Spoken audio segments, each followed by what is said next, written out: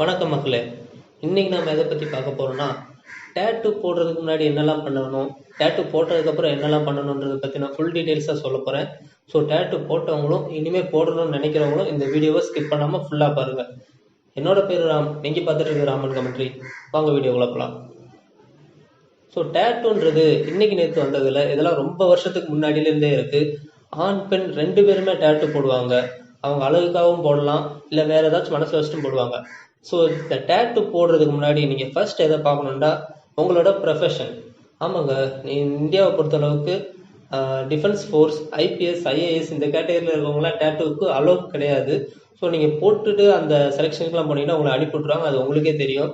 அது மட்டும் இல்லாமல் நீங்கள் ஒரு டீச்சராகவோ இல்லை டாக்டராகவோ இருந்தீங்கன்னா டேட்டு போட்டுட்டு இருக்கும்போது உங்கள் ஸ்டூடெண்ட்டோ பேஷண்ட்டோ யாராவது பார்த்தீங்கன்னா உங்கள் மேலே தப்பான அபிப்பிராயங்கள் தோன்றதுக்கான சான்சஸ் இருக்குது. ஏன்னா நீங்கள் போட்டிருக்க டேட்டுவை வச்சு உங்களோட கேரக்டர் இப்படி தான் இருக்குன்ட்டு அவங்களாம் முடிவு பண்ணிடுவாங்க. அந்த மாதிரியான மக்கள் தான் இன்னைக்கு இந்தியாவில் நிறைய பேர் இருக்காங்க. ஸோ நீங்கள் டேட்டு போடுறதுக்கு முன்னாடி உங்களோட ப்ரொஃபஷன் என்னன்றதை பார்த்துட்டு அதுக்கேற்ற மாதிரி டேட்டு போடலாமா வேணாமா நல்லா யோசிச்சுக்கோங்க. செகண்ட் என்னென்னா, நீங்கள் சூஸ் பண்ண போகிற டிசைன்.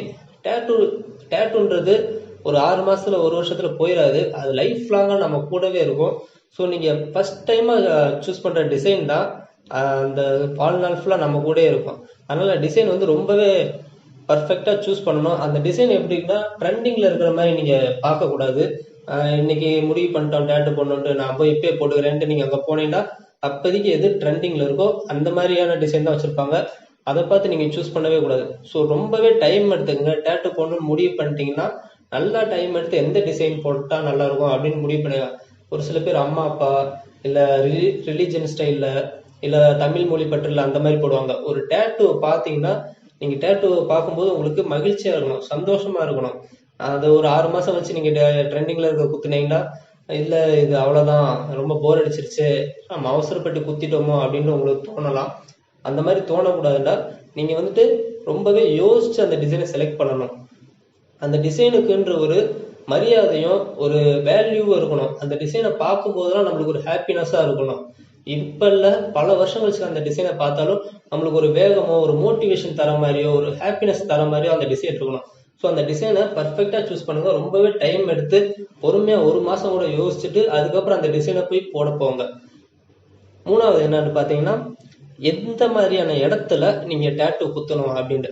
இப்போ ஆண் பெண் ரெண்டு பேருமே குத்திக்கலாம். பட் பெண்கள் பார்த்தீங்கன்னா இந்த 4 arms, upper arms, shoulder, neck, hip, back side பார்த்தீங்கன்னா குத்தலாம்.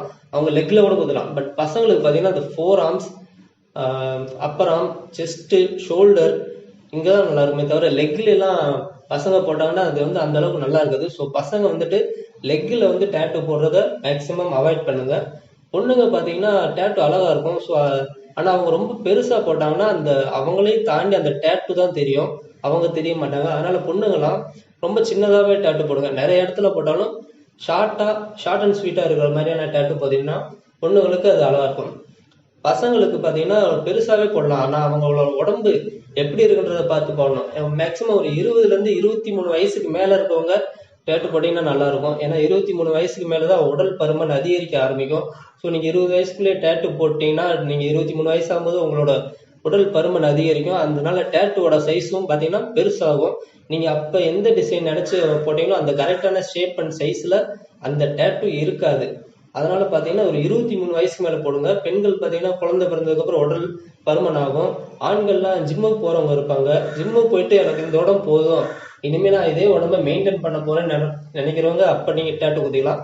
நான் இனிமேல் ஜிம்முக்கு போகிறேன், உடம்பு ஏற்ற போகிறேன் அந்த மாதிரி ஐடியா இருக்கவங்க நீங்கள் ஜிம்முக்கு போயிட்டு கொஞ்ச நாள் கழிச்சு உடம்புலாம் ஏறினதுக்கப்புறம் டேட்டு குத்துங்க.